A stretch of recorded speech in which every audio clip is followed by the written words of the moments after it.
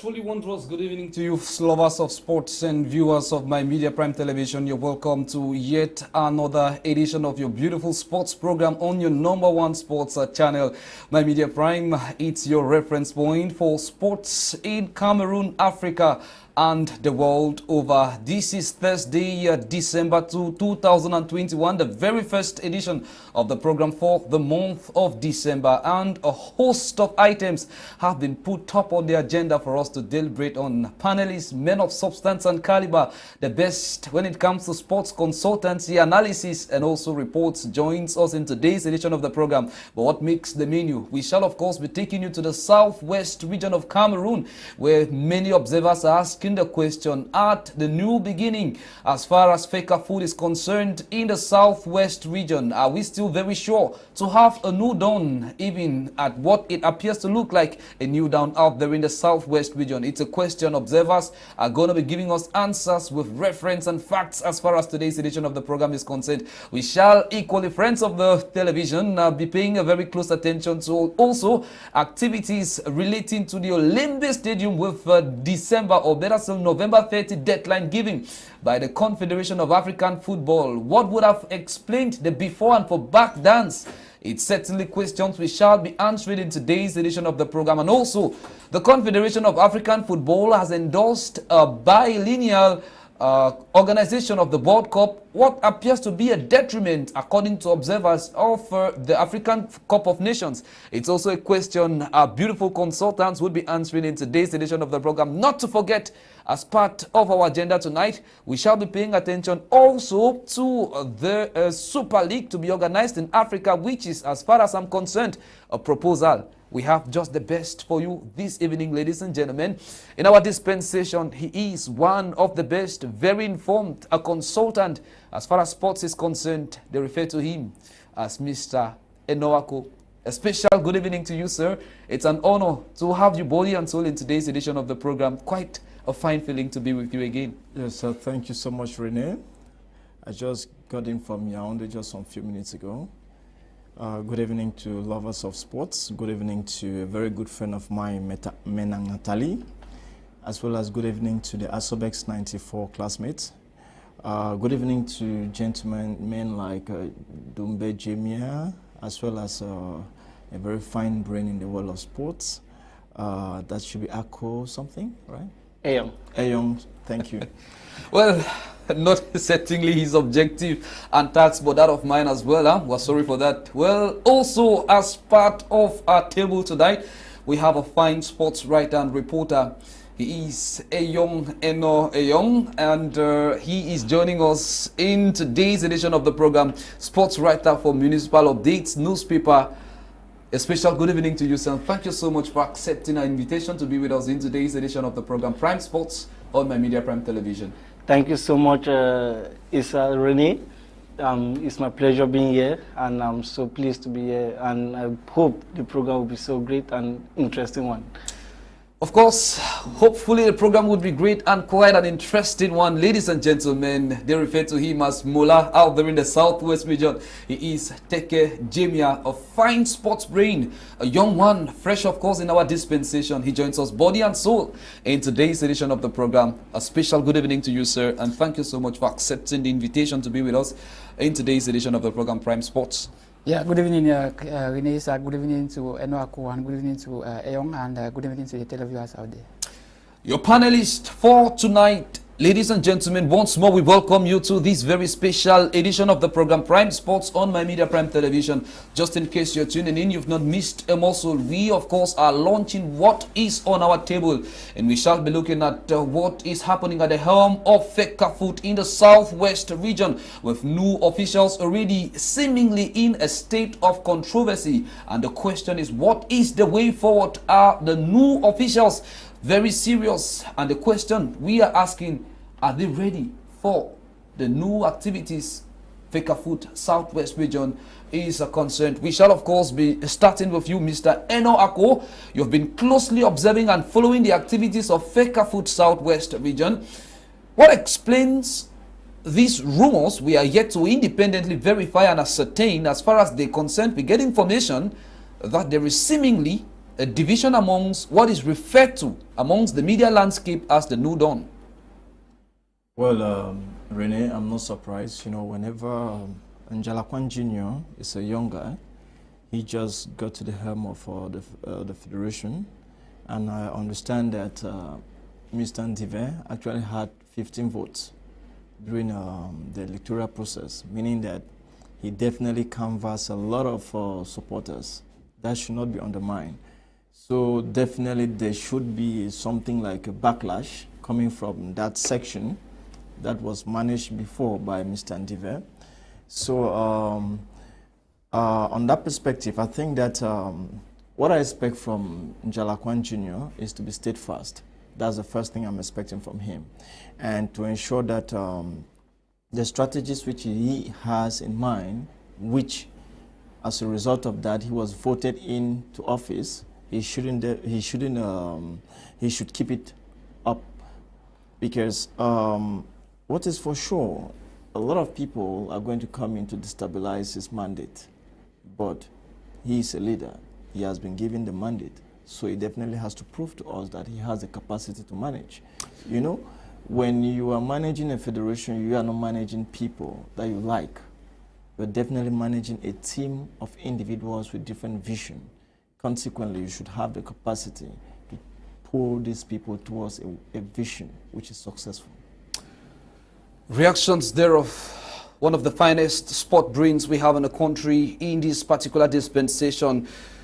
Eyong, you are sports writer for Municipal Updates. You've been closely following these developments and more.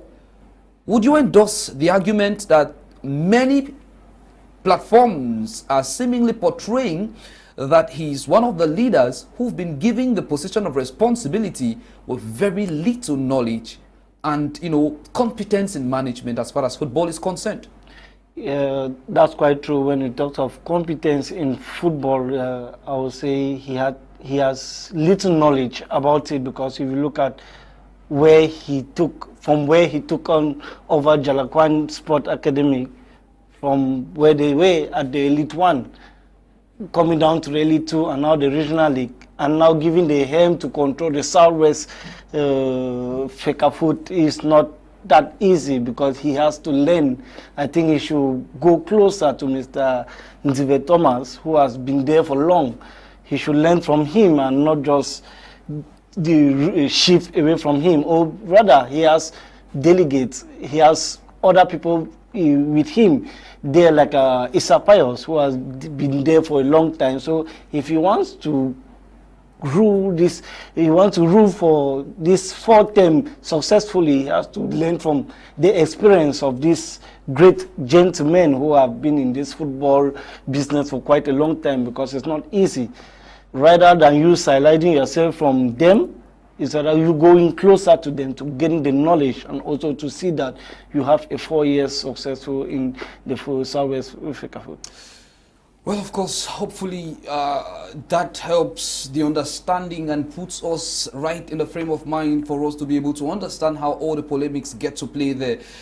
Jami Ateke, you've been closely following every circumstance leading up to his election as the president of, you know, the Southwest Federation of Football. Maybe you, for the edification of our viewers out there and those who are following us from wide across the globe, bring us up to speed with some of these circumstances so we get to understand possibly why we have this suspicion of division amongst the delegates and the president of the Southwest Fecafoot. Well, you know that Nsungkikang Jr., he came into this game of becoming president of the Southwest Fecafoot unawares, because he himself confessed that he was actually taken unawares as far as this issue is concerned. When you look at it very well, he was in a strong background which was well planned, and they played their game so well, and they came to power on that particular 1st November 2021, and he won 17 votes. But now he has come in, he came out with, I enjoyed his message, which he told the media on that particular day, that he was going to bring in a a kind of reconciliation as far as the Southwest football family is concerned, bringing all those who he has stepped on their toes, and is going to call off any allegation or any court cases against any media house or any journalist or any whosoever. And it was, to me, like something that was welcomed because he called a symposium that was going to take place on the 18th of this month, December, which we are, and he's going to call on all stakeholders to like talk on how football in the Southwest region can be taken to another level. But now, where the problem has come in now from alleged reports saying that the 6 delegates who were voted in the Southwest region to go to the National Bureau for the elections, there are some splits that have occurred as far as that 6 delegates are concerned. This was after Samuel Eto'o visited the region unknowingly. It was not disclosed to the media. So it shows that that was actually what gave a kind of disunity or divide as far as the New Dawn is concerned, because they are allegedly saying that 5 delegates out of those 6 are in Douala to meet Bombondrea. And when you look at such meetings or secret meetings, it tells you that something is wrong somewhere, which we are yet to unravel. And it is, people are asking the questions, what is the outcome of the meeting between the delegates who are supposed to be on a part of Samuel Eto'o, according to what Nsungkikang Jr. told reporters, that he and his delegates are solely behind Samuel Eto'o. And we are hearing news of alleged 5 candidates moving to Douala to get meetings with Seydou Bombondrea. It becomes so worrisome, and it makes us to believe that something is wrong somewhere. Some say, or it's alleged, that the money is passed somewhere and somebody is sitting on it.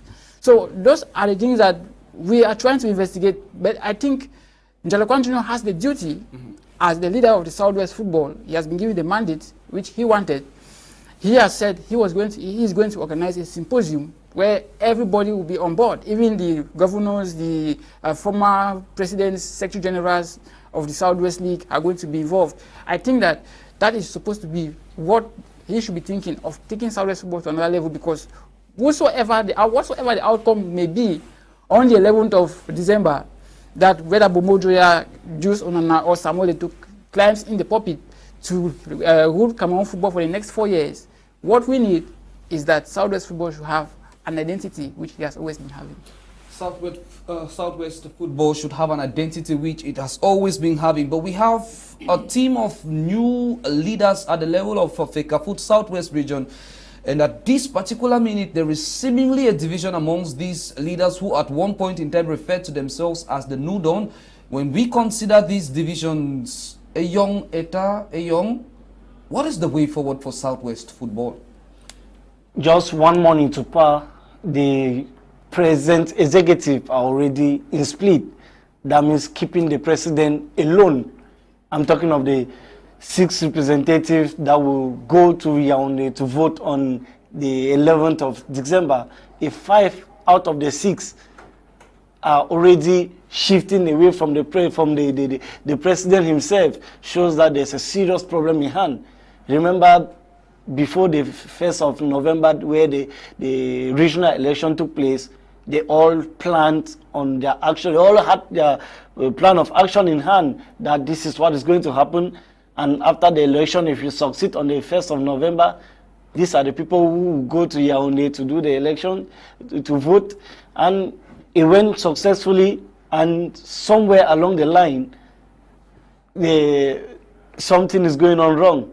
That shows the future of Southwest football is at ruin, because we don't know what will happen. If Samuel Eto'o wins, there will be a problem. If Seydou Bombondrea wins, there will also be a problem. So who is now going to fix our Southwest Regional League? Are we going to have a representative at the Elite 2? Because from everything, the plan of action is Elite 2 and Elite 1 football in the Southwest, to represent Southwest for the past 4 years, for the coming 4 years. But with this split now, it shows we are not forging ahead in anything. The infighting has continued, and we really need a solution. Mr. Enoako, you are one of those persons who believe that as a leader, somebody who has had authority and responsibilities invested upon him, we should be diligent, and we should also be able to, stand and mount up to the challenges brought about by the different persons we are supposed to manage as we are struggling to, of course, emphasize on our different points. At a time like this, persons already of the opinion that these new leaders may not be able to carry on with Fecafoot Southwest and provide a team that represents the region in any of the leagues, maybe League 2 and League 1. At a point like this, what needs to be done by the leader to see that the necessary support is galvanized, given that one of his campaign speeches was bent on reconciliation? Where should we put our focus now? Yes, I think that Jalakwan Jr. is a transformational leader. Is a Democrat as well, because the delegates who came to meet with Sedu, which is an allegation, not yet a fact, there is no issue with that. We are not in a dictatorial system. We are in a system whereby each person has an opinion, and their opinion counts. But at the end of the day, because nothing stops Jules Denis Onana from visiting delegates in Southwest. Nothing stops Samuel Eto'o from visiting delegates. Likewise, nothing stops Mbombo Joya from visiting delegates. It's unequivocally clear that each of these guys who are vying in for the position of president at the helm of Fecafoot would like to visit all the delegates. So I don't find any issue with that. The problem, Mr. Enoako, is not the president or the potential or aspirant president visiting the delegates. It's the delegates or leaving their area to visit the aspirant president in another region. Of course, that raises a lot of questions. Of course, there's still no issue. Reason being that we are still in the national territory. A meeting could still be scheduled in Garoua. We are still in Cameroon. We are still in the campaign phase for the election to come. So there's just no issue with that. The meeting could still be held in Kumba, likewise in Manfi. It's just an issue of having a meeting point where we could have appropriate discussions to come out with different views or the same view. At the end of the day, the Southwest delegates managed by Jalakwan Jr. will be going with an opinion on the 11th of December. So to me, I don't find any worries with that, because at the end of Jalakwan Jr. has come in with a transformational system of management whereby nobody is a stooge. Nobody is a stooge. Consequently, we will be having a scenario whereby people will have different opinions. And again, as the league begins anytime soon, we have different clubs. He has to manage the faction of Mr. Ndive. Having 15 votes means that Mr. Ndive was a serious aspirant. So he has to manage that. That's more of my concern rather than delegates, because remember, the delegates as of the 11th of December, when the elections will be held in Yaoundé, we will not be discussing on that. We'll be discussing about Southwest football. And the way forward for Southwest football, like he did say in his manifesto, is that he is going to reconcile everybody. And that brings us to the fact that he's talking of reconciliation, yet we have 5 of his delegates out of his region to meet someone whom, according to allegations and analysis, he's not standing in support for. Of course, we are talking about managing the entire Southwest League. We are not talking about managing 6 delegates. That's what we should be talking about. We are talking about the objective here is not about the people. The objective is what is Jalakwan Jr.'s vision as far as football is concerned for the region. We can have a scenario. Remember, in one of our editions, I said, even those who voted for you might not have the same point of view as time goes on. But you should have the capacity to harness those different opinions and get the job done. So you can still use people in the opposite camp, for example, in Ndive's camps, to obtain the objective at the end of the day. So I see him to be a very pragmatic guy things that are discussed, he puts them in practice. What we should be doing at this point in time is to tell ourselves, Njalakwan Jr. has been at the helm of the Federation just for not more than a month. Consequently, we are still in that fever whereby we still have people who are still wearing in the sheaf cloth. So Njalakwan Jr. at this point in time, the vision he has set for Southwest football is to ensure that we are taking Southwest football to the next level. What we'll be doing at the end of the mandate, 4 years later, is we'll be assessing each point that was in his manifesto. And we'll be giving notes per the realization of those points. So as we currently speak, he is in his right frame of mind, having the right approach to manage people with different opinions, and will still get the job done. The first job to be done, at the level of the Federation, if Samuel Eto'o wins, if Mbombo Joya wins, if Jules Denis and Onana wins, we are not talking about Southwest League. Well, our main focus is how will Njalakwan Jr. manage Southwest League? How will Njalakwan Jr., based on his objective of the different clubs, based on his vision of football in Southwest region, that is what was carried in his manifesto. The manifesto never carried the election at the Federation. The manifesto carried we should be moving forward to Elite 2. That's what we'll be looking at. So I think that he's a fine gentleman, and he spoke about the experience of the fact that Njalakwan dropped from the Elite 1 to the Elite 2 and to the Regional League.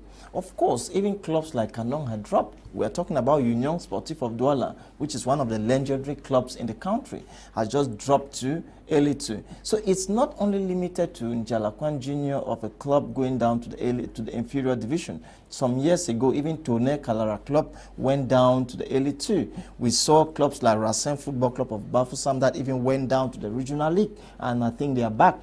We've seen clubs like Fovu Club of Baham that also went down the drain and they came back. So it's a whole transition, but I think that the gentleman has the right frame of mind to pull Southwest Elite to the Elite 2.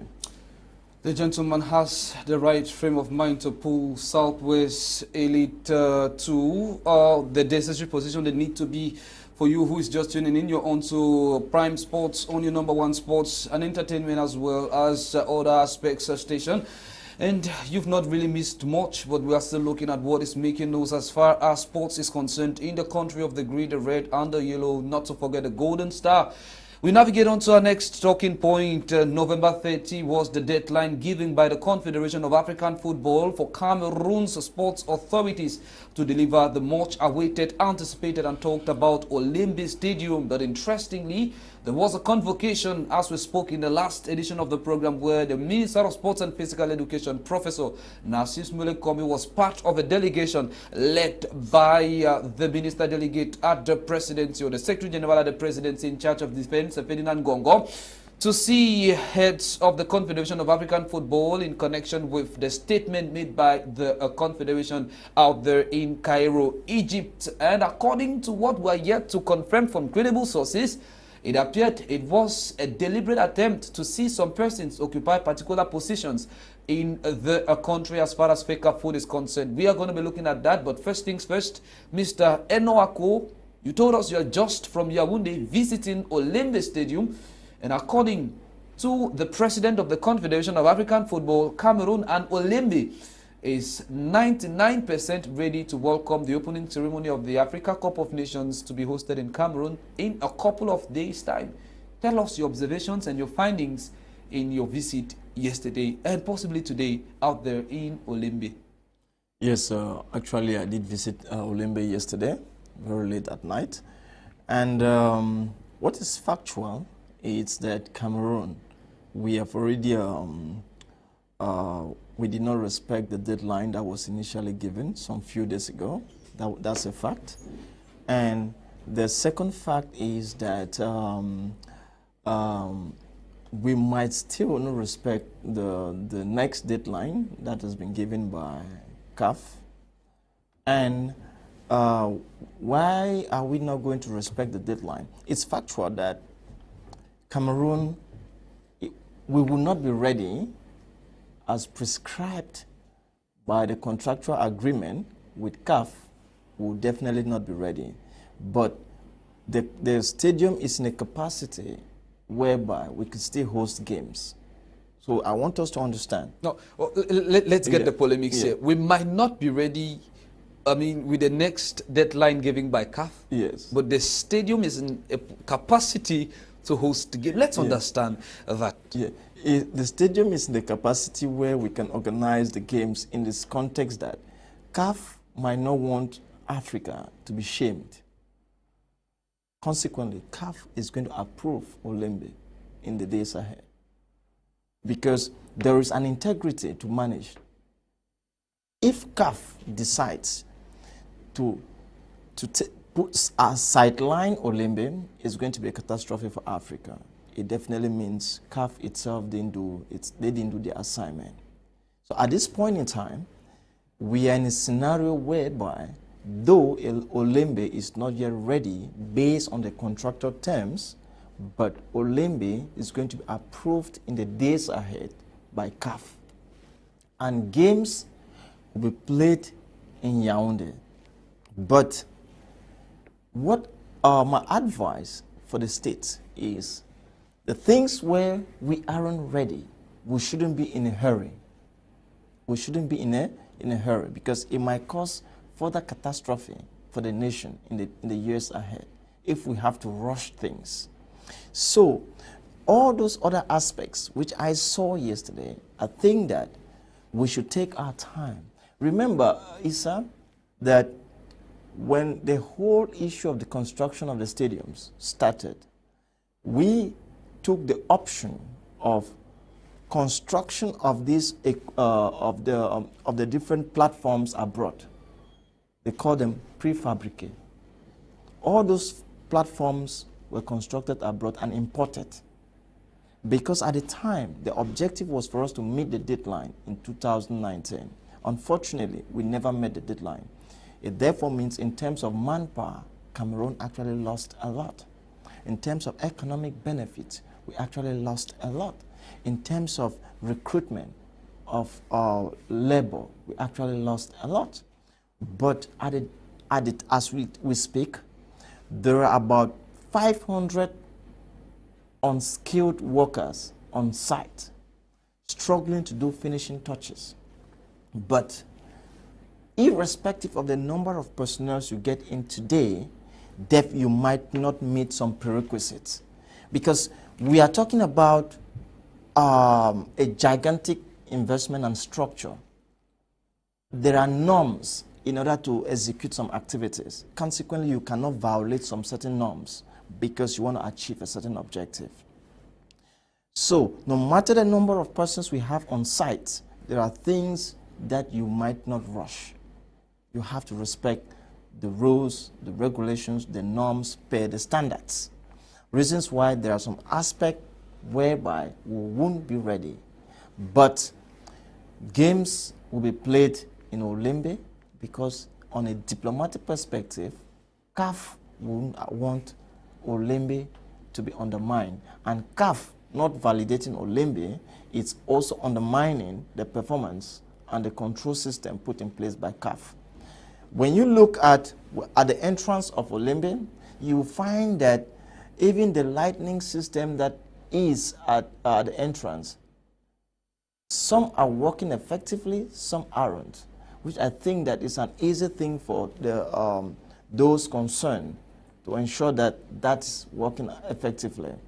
The stadium itself, you have some little compartments. They were like doing the finishing touches in terms of the body work of the stadium itself. Those are some of the things which, I think that even before you visited the stadium, we had had reports that the parking of the stadium was a problem. Could you tell us at what level we are as far as parking is concerned? Well, when you at the right end of the stadium, we have a good parking space. That's for sure. We can have about 1,000 vehicles parked conveniently. But the other arm of the stadium, that's where there's an issue. And I think that as at yesterday, they were still working. There were a lot of equipments as well as unskilled workers trying to ensure that we have images there of the parking. Yeah, I'm sure this. When you see those images, a lot of work has been done at this edge of the stadium. But you could we have the presidential lodge, the entrance to the presidential lodge. That's where so much work is being done, because at that entrance, even when you see it, there is still some area which is still untarred. And last night, they were still working on that stretch. Mm-hmm. So there we go. Yeah. So there are still some. So when the minister says we are 99% complete, I don't know how the calculation is being done, mm-hmm. but there are some areas which I find it key, which should be done. The next aspect which is so disturbing is the water system. I don't think as we speak, the water pressure is adequate enough. So those are some of the little details. And there are a lot of little details like that which counts. The structure itself is fit, but those little details, the water system and the water pressure, mm-hmm. where are we? The final design of the stadium, where are we in terms of putting those little designs that give up the entire shape of the stadium? There are some areas where they are still working on. The entrance to the presidential lodge. That's the presidential lodge we're talking about. Mm-hmm. And I doubt why it's at the end. That focus is on the presidential lodge. All right. Well, coming back to you, Mr. Enoako there, we know that the Confederation of African Football gave Cameroon a deadline, November 30, for this infrastructure to be delivered. But it was, of course, not delivered, and it was extended. We have you, a sports writer with my Municipal Updates newspaper, Eyong Eta Eyong. We're asking you the question. There was a convocation of the Minister of Sports and Physical Education in the country, but it was a delegation led by the Secretary General at the Presidency in charge of Defense, Ferdinand Gongo, and we also saw someone who is an aspirant president of Cameroon's Football Federation, Senu Momundoya, accompany that delegation. What is the message? What is behind this smoke? You know, due to the communique that was passed by CAF, giving a deadline for Cameroon to finally hand over Olympic Stadium to the Confederation of African Football, I think since by then there was still final touching being done on the stadium, they had to appeal to CAF to please extend, to give them some time so that they finish with the final touches. And concerning those who went to Cairo, Egypt, I would say, remember, Senu Momundoya is the fourth vice president of CAF, so normally he had to be there because it was an extraordinary meeting in preparation for the upcoming African Cup of Nations. So definitely it was his duty to be there, and it doesn't concern the coming election on the 11th of December. So due to the president's magnanimity, he had to look upon himself to send his representative to CAF to please give them another time for them to do the final touching at the Olympic Stadium. And thanks to God, Cameroon was being granted, and we're giving the third set of November, but there were still some final touching we had to do. And it was explained to Motsepe, the president of CAF. That's why he said, as for now, Cameroon is 99% ready to host the African nation. And indeed, Cameroon is 99% ready to host the African Cup of Nations. It's obvious and it's real that we will host the African Cup of Nations and nothing else. So whether Cameroon is ready or not, we will definitely host the African Cup of Nations. Whether Cameroon is ready or not, we'll definitely host the Africa Cup of Nations. But are we headed towards an Africa Cup of Nations in an opening ceremony where the stadium is still witnessing some final touches? It's a question Cameroonians would want to avoid giving the shame it may attract the nation. Also, we are coming off that premises, given the fact that Cameroon was supposed to host the prestigious tournament in 2019, but for reasons owing to preparations, their hosting rights were stripped of them. Jamia Teke, we're expecting to see a Cameroon to learn a lesson after being frapped, after being battered by the Confederation of African Football. But it seems the Cameroonian nation and the authorities are like kids and who expect to, be chased around by authorities at CAF for them to be able to prepare themselves ahead of the prestigious tournament. For me, I will see this saga by the CAF to accept us to host this tournament, because CAF, as at this moment, practically doesn't have a plan B. If CAF had a plan B, like what Ahmad did in 2018, then I think that this competition would have been skipped again for the second time. That is because the competition is coming how short a time. It was shifted from June, July to January. Had it been this competition was put to be played in June, July, I think CAF could have withdrawn that hosting rights. We should tell ourselves the truth. CAF is playing diplomacy here. They know quite fully well that Cameroon has failed in making sure that those stages or those their readiness to host the Nation Cup is prepared. We have failed. Now, how do you explain that? Like I said last week, we all failed from the time which these projects were given to us. The people which we appointed were our problem. Now, if Mutsepe, this is the third time that he's coming to say this issue of Cameroon is going to host. Yes, he has to play the diplomacy, because he knows that he doesn't have a plan B, and no country wants to take the Nations Cup at this point in time, plus COVID. There's a certain Morocco, Algeria, we had some rumors that Algeria was on standby, same with Morocco, and they were looking at South Africa. So all these things, it tells you that CAF had seen that Cameroon, they were just trying to look at, there was no plan B. If they had, they could have taken it. But now that visit of this delegation going to Cairo, Nancy Kombi and the likes of Mbonjoya and Ferdinand Gongo, it goes beyond what we see. Now remember, these were the same people who contacted Mbonjoya and Samuel Eto'o in another meeting in Kinshasa. Now, when you look at it so well, it's somehow a bargain to show that somebody is going to benefit from that meeting. I mean, it appears to be a clear message directed to Cameroonians and CAF is just merely playing diplomacy. If CAF is coming to tell us that we are 95% true as far as the preparations are concerned, or the Lomé Stadium is concerned, I doubt those kind of statements.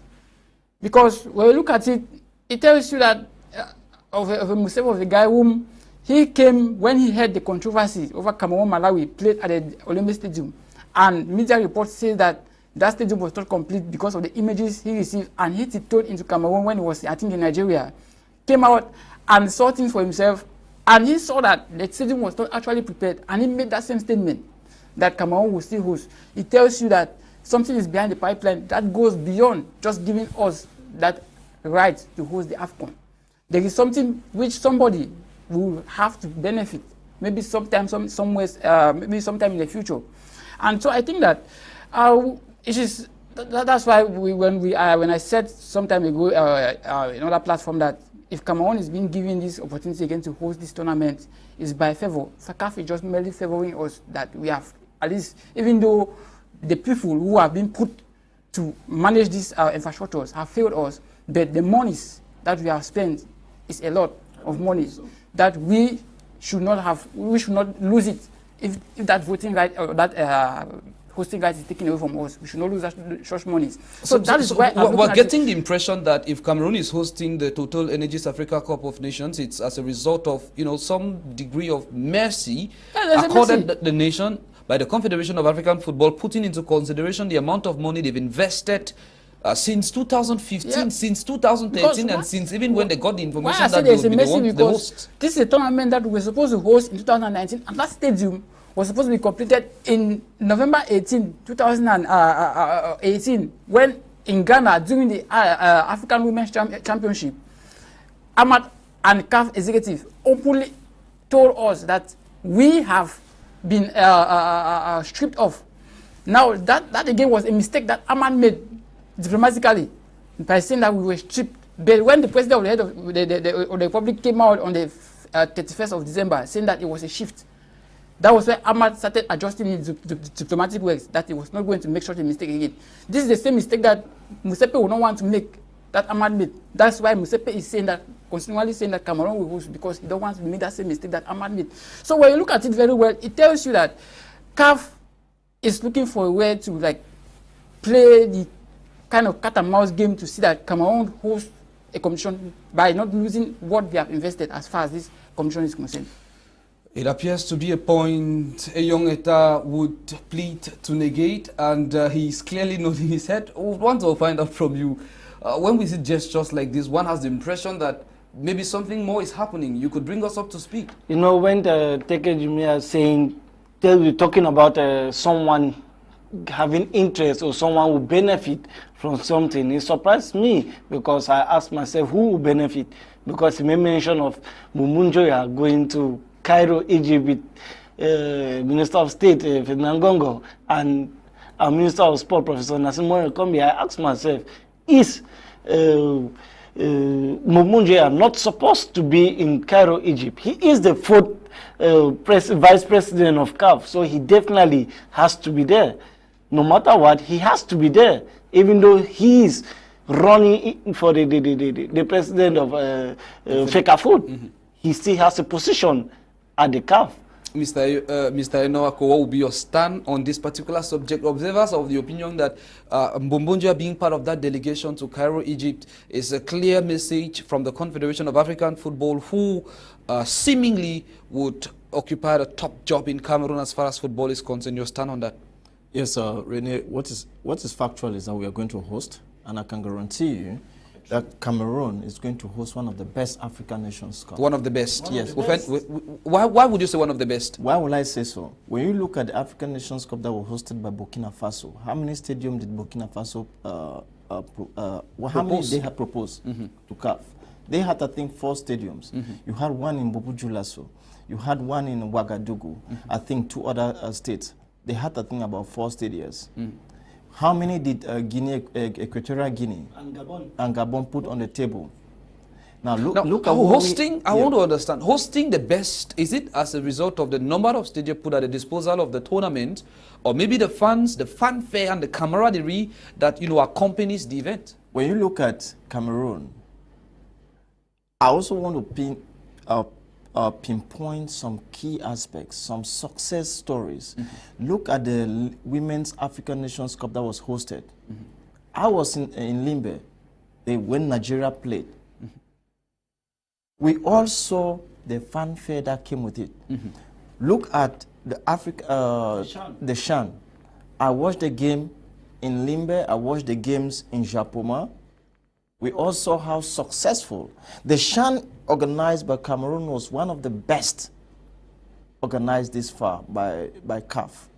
The ladies AFCON was one of the best. In terms of organization, it's unfortunate that we have not completed those infrastructures on a timely basis. But I can guarantee you that in terms of the fanfare and the motivation that we were going to find in some days ahead is going to be so it's going to be spectacular. So I believe we have that culture of football. We love football. So we just need the aspect of organization to be tight as well. All right. So that we're going to be coming to that possibly in subsequent editions of the program. Remember, we have other aspects to talk about, and would really have loved to have your opinion on Seydou Mumunjoya being part of that delegation to Cairo, Egypt. What would you think? Is that not a clear message? Is that not a flag being waved somewhere by someone, telling someone somewhere that you had the opportunity to be vice somewhere and you've just built it? Of course, Seydou is a CAF member. He was accompanied by the Minister of Sports, who is I would say the chairman of the local organizing committee. And the major issue on as far as that board of directors meeting was concerned was deliberation as far as the organization of Cameroon for the AFCON is concerned. Consequently, that was the reasons why somebody like Professor Mwele Kombi was in Egypt. So each of them, when you look at it in terms of their pedigree, there was a reason why he was definitely in Egypt. So I find no issue having Seydou in Egypt. Reasons why somebody like Eto'o wasn't in Egypt. Reasons why somebody like Mabwan But we understand Eto'o occupies positions at the level of the Confederation of African Football. We are talking about the board meeting. Eto'o is not part of the board meeting. We should understand this thing. You can be part of CAF, but you are not part of the board meeting of CAF. For example, you could be an employee, but you are not a board member of the company. So, just like you have communication officers like Alex Siwe. Alex Siwe is not a member of the board. Reasons why it's only board members who needed to sit to deliberate in terms of the preparedness of Cameroon as far as the upcoming Jamboree is concerned. Reasons why Bombo Njoya was present. Professor Moele Kombi was present because he is the chairman of the local organizing committee. I was also to present the ball. So definitely he CAF. needed to present a paper for CAF to see in terms of the readiness of Cameroon as far as the contract is concerned. So those are some of the things which we need to make it very clear why they were definitely present in Cairo. It was not an issue of favor, it was an issue of merit. For your edification, listeners and viewers, you definitely place yourself as far as today's conversation is concerned. We've looked at Fecafoot Southwest, we've looked at Fecafoot at the national territory, of taking you also to the Confederation of African Football, where we've been able to look at other aspects, but we are staying at the level of Africa. This time around, we are looking at an endorsement given by the Confederation of African Football, voting for a biennial World Cup at the detriment, according to observers, of the African football nations. We're talking of the Africa Cup of Nations to come after 4 years, while the World Cup is coming after 2 years. And many are saying it's also another step to destroy African football. As a close observer, a young writer for Municipal Updates, tell us your take on that. Endorsement of a World Cup to come every 2 years and an African Cup of Nations to come after every 4 years. What is the way forward? What future do you see as a sports writer, as a football writer, for football in Africa, football in Cameroon? You know, World Cup is one of the best in the world, so putting it after every 2 years was really funny for me, because I didn't see why an interesting World Cup should be played after 2 years. An African nation, an African Cup of Nations that was played every after 2 years, we played every after 4 years, which wasn't quite the best for me. But I think they do have a plan, and maybe if the agenda they're setting works successfully, we will find the interest why they're doing it that way. Jamia Teke, the question is, a World Cup after every 2 years and an African Cup of Nations after every 4 years. Is this a blessing or a curse for African football? I would say this is doom for African football. This is where I want Ahmad to come back as far as the president of CAF is concerned. Because Ahmad showed us that FIFA wanted to use him as a robot to manipulate African football at the detriment of the Africans themselves. Reasons why he never gave Fatma Samura a second mandate, and that is why Infantino came out with those allegations, suspending Ahmad for 5 years to bring another puppet, who I think is going to be the worst president ever to have graced African football. We should look at Musepe when he came into power in March. From when he came into power, he has been manipulated like a robot. The first instance was when the French Football Association of Clubs, of professional clubs, denied African players from coming for international matches. Musepe never uttered a word. It already gives you a picture that he was just a merely puppet. The second instance was that when FIFA told him in several, I think in Liberia or so, under Infantino, that you have to take your World Cup qualifiers to September because you have COVID. Europe was hard hit, South America was hard hit, until the Brazilians were refusing that the Copa America should not take place. But those who mandate the CONMEBOL football, they said the commission has to hold. behind closed doors. Now, look at the disgrace they gave us during that June period. Cameroon and Cote d'Ivoire, Cameroon and Nigeria, they're friendly, which is one of the greatest rivalries Africa has, was taken to be played in a training pitch. Those are things that, when you look at African football, it tells you that FIFA has no interest to develop African football, but rather to manipulate Africans for their own interests.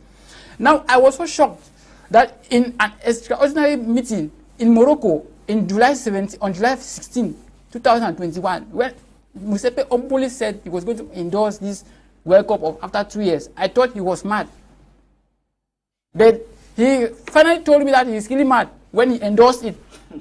You cannot say you want to promote African football where a team that qualifies for the World Cup receives 7 billion francs, and a team that wins the AFCON has just 1.5 billion francs FA.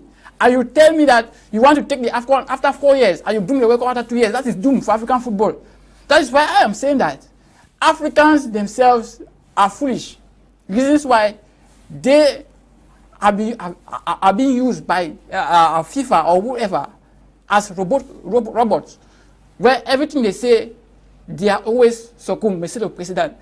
How can you accept such a situation where you know that at a time when you are struggling to promote your football, clubs in Europe are already fighting not to release their players, which those players are the ones selling your competition because they have a pedigree. But those clubs in Europe are refusing at all point in time. Look at what club told African football, a small tournament. We don't know what will happen from now till 15th December. Maybe they can fake an injury for maybe Salah or Mane, and they don't come to the AFCON. And you are saying that the Nation Cup will go after 4 years, and then World Cup after 3. These are things that when you look at them, it tells you that African football has been gripped by FIFA. That is why I say that it's better for Ahmad to come back, because Ahmad still has an untold story which he has to tell us. What happened in March 2016, I will quote Mamadou Gueye, the South African sports consultant. He said Ahmad has a story to tell Africans what actually transpired when Hayatou was being ousted, and what happened between him and Fatma Samoa for why he failed to renew his mandate, leading to his allegations, which led to a 5-year ban for Ahmad. These are things that when I see them, I become so annoyed. Just recently, Pachin Demboma has just castigated that issue, saying that it was going to be an overwork for most African players, especially those in the Premier League. How do you expect that a player who plays for the Premier League has no break, and then is coming for a Nation Cup and World Cup within the space of 2? That means you in the space of 4 years you play at least 3 international major competitions. When are you going to rest? Are those players actually robots? And then when you see that CAF does not even think that his own football is gradually going down to the mud. Look at CONMEBOL. Their football, they have organized it in such a way that they are the third. After the World Cup, the Euros, the CONMEBOL comes third. Europe comes second after the World Cup. But those were the two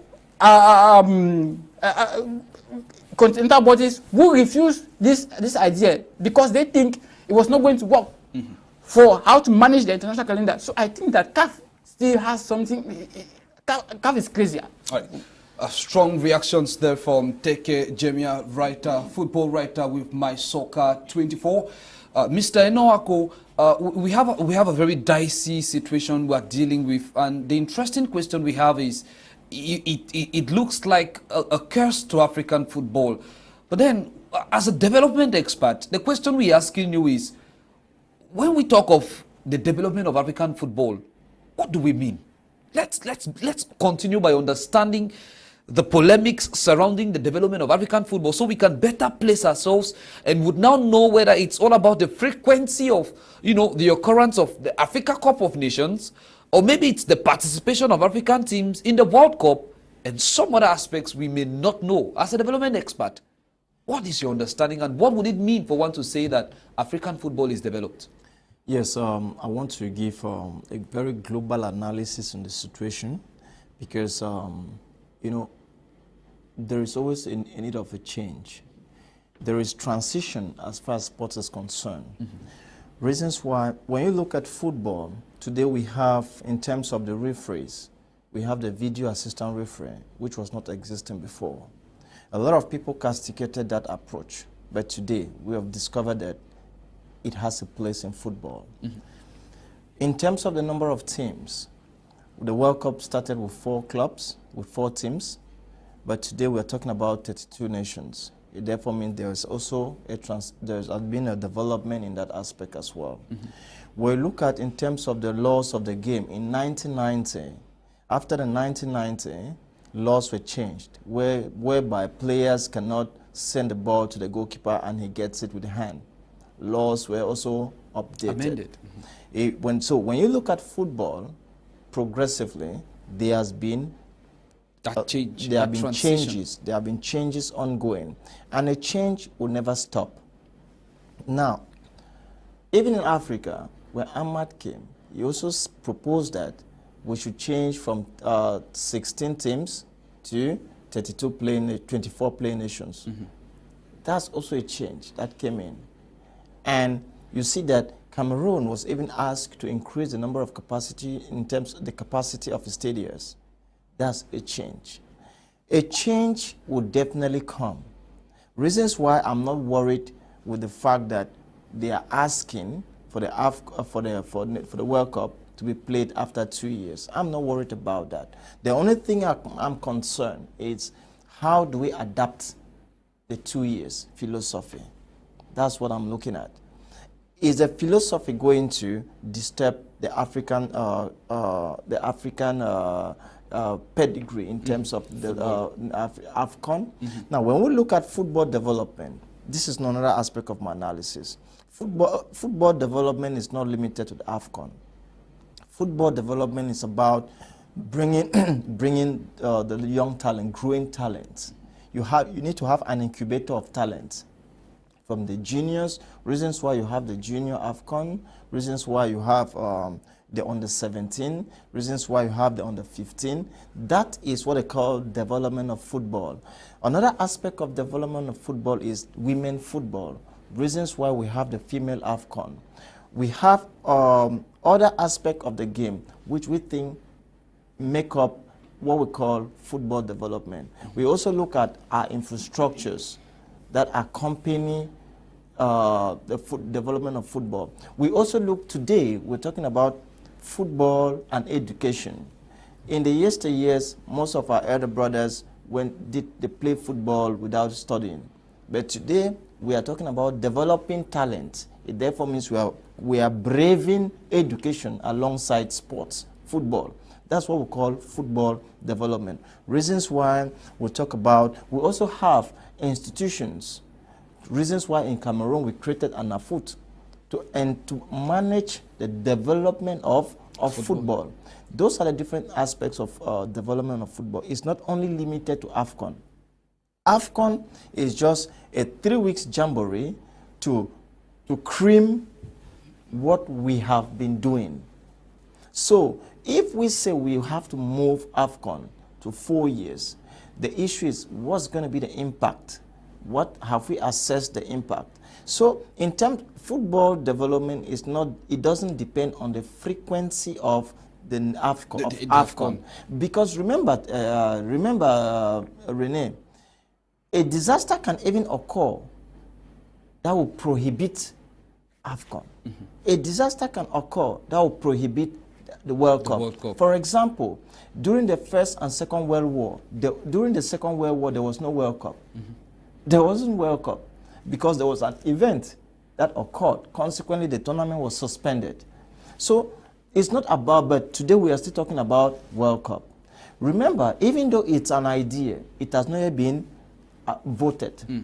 These is still, and the idea is still in the incubator phase, which is still getting lobbies.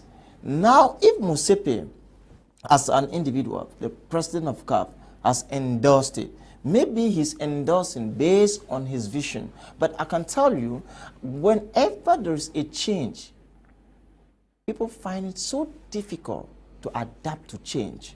But the first thing we need to understand is, think first of the philosophy. If we are saying that the World Cup should be organized after every 2 years, what is the harm? If Africa is given, let's say, 10 places in World Cup being participate for World Cup tournament after every 2 years, is it a plus or a minus for Africa? Definitely a plus. So we should be thinking on a positive direction. We should not be thinking that a World Cup being played after 2 years is a problem. What you need to do is to have an incubator of talent, whereby I might have players who might play for the AFCON, I might have players who might play for the World Cup. If I have a player who play like a Samuel Eto'o, who can play for both tournaments, then that's good. But if you have players who are injury prone, who might not play for one tournament, since you have an incubator of talent, you might use a player B. But would that not have, you know, a destruction of interest and possibly the sponsorship and maybe the generation of income when we would have a multiplicity of, you know, events occurring simultaneously? Now, look at it this way. The World Cup has not come to outshine AFCON. It's the talent that portrays the image of the event. But then we may also be dealing with some players showing and demonstrating preference over one. Now, there is no player, I quote, there is no player that will have preference for the World Cup and not having preference for the Nations Cup. Reason being that each of the tournaments, you have a different, the view is very different. What do I mean by that? Most often, when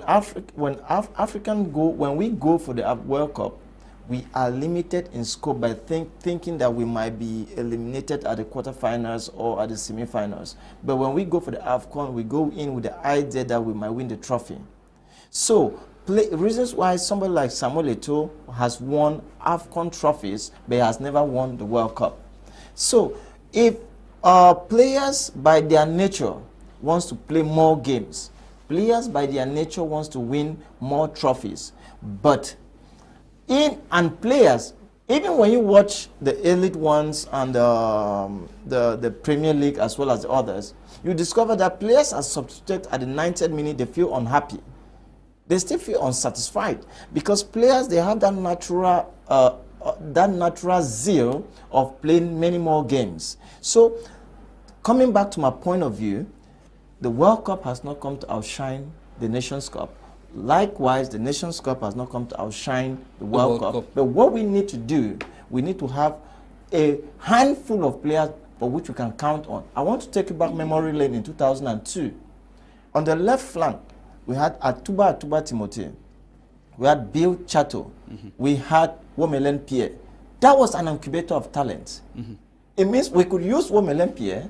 Likewise, we could use Bill Chato. Likewise, we could use Atuba Timothy. Bill Chato was playing for Kaiserslautern. Atuba was playing for Tottenham Hotspur. Womelen Pierre was playing for Roma. And he was a vice captain because Candela was a captain. He was a vice captain. But all those were first choice players in their various teams. Yeah. And they were fine grain of players. That was called incubator of players. When those who are limited will be those who are going to complain. All right, we are barely a couple of minutes to the end of the program. Beautiful viewers of your #1 sports television, MyMedia Prime, your reference point for sports in Cameroon, Africa, and the world over. We take interest in a few text messages. It says, hello, good evening, dear panelists. I am Prince Etame Martin from Mile 4 Limbe. What brother just said about Cameroon is so true, and I support, because Cameroon, whenever you see the government involved in something, you know that there is something to gain, which all of us know. And also, if I may ask, if Cameroon is ready, I would with all confidence say that we are not yet ready to host the Africa Cup of Nations. Prince Etame from Mile 4 Limbe, thank you very much for your text message there. I think we're pulling the curtains on today's edition of the program, gentlemen. Teke Jemia, Mr. Enowako, and of course we have Eyong Eta Eyong. We are looking at Cameroonians still nursing the impression that the country is not yet ready. And the authorities are saying the country is ready. We have this before and for back dance. What will be your last words as far as that is concerned? It's definitely that Cameroon is ready and the African Cup of Nations will be played here in Cameroon. So all we have to do is open our doors to welcome visitors from January, because Cameroon will definitely host the African Cup of Nations. It has been a very beautiful honor being with you in today's edition of the program. Take care, Jamia there.